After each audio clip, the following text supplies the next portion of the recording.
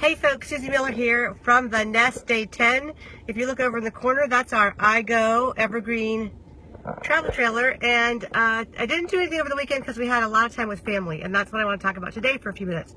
You can probably hear I have a little bit of a cold coming on. I had a massive allergic reaction. We're not sure to what. Dust, maybe somebody with a cat.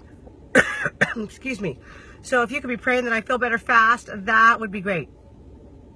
I'm actually taking this from the driver's seat of the car because the last video I did, I was in the passenger seat and everybody thought I was in the driver's seat. And I can't tell you how many comments people said, who's watching the road? So on that last video, John was watching the road, I was doing the video.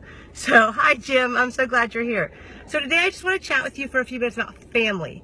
I don't know about you, but family time is awesome, amazing, hard, tiring, all those things together, because as we all grow into adults, we begin to have our own personalities. Adam Homey does have cats. We have our own personalities, we have our own way of doing things, and I have loved spending time with my two of my sisters and my mama, and it's funny how at the end of the evening, we all want to go back to our own place. This is a little jiggly. Let's see if I can make this less jiggly. There you go. So one of the things I wanted to talk about was how do you handle tough stuff with family? If you know anything about me, you know I'm a big fan of talking about the hard stuff when it happens. So I'm going to give an example last night with my little sister, Michelle. We were talking and I had said something, I think it was I was tired or I was terse. And she really graciously said to me, you know, Susie, I don't think everybody thinks like you do. And, you know, of course I know that, but in the moment it was really hard. I was just having a lot of feelings about the conversation we were having. And so I said to her, you know, Shelly, I get that. Tell me what you're thinking. And so we began to have a conversation where we disagreed about some things, but we really didn't get tense, which I think as a family, you know, wasn't always the way it was. We used to fight big time because we are a family of debaters. Terrible son. How's that? That's a little better. So what I want to talk about and what I want to share is what do you do when you blow it with family? It's different with your spouse. It's different with your kiddos. With your siblings or your parents, are you willing to go in and go, you know, I'm sorry, that came out the wrong way? And really not make excuses. I mean, yes, I felt lousy. I was tired, but that wasn't the issue. The issue was I had said something that had hit her the wrong way. And so for me to be able to say, you know what, Shelly, I'm sorry that came out that way.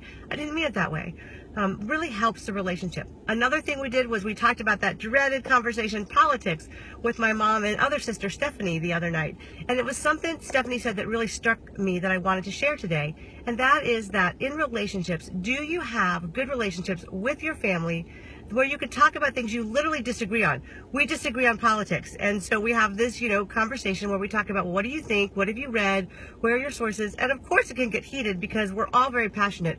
But there's an understanding that what happens around the campfire stays around the campfire. You know, I've learned a lot about how to think differently about politics from my family, and I trust them to love me in the midst of our disagreements.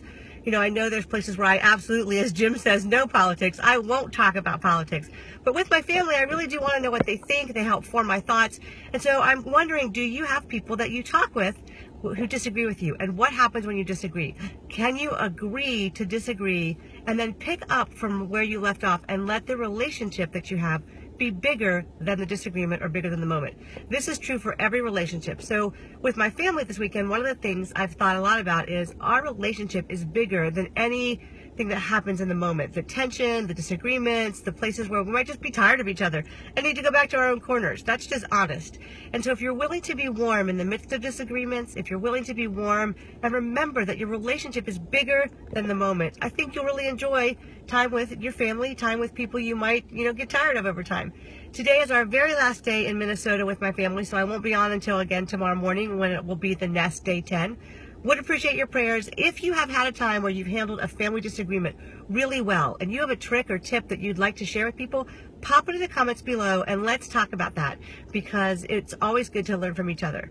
You know, better relationships take intentionality, they take effort, and they certainly take learning from one another. So put that in there and I'll see you tomorrow.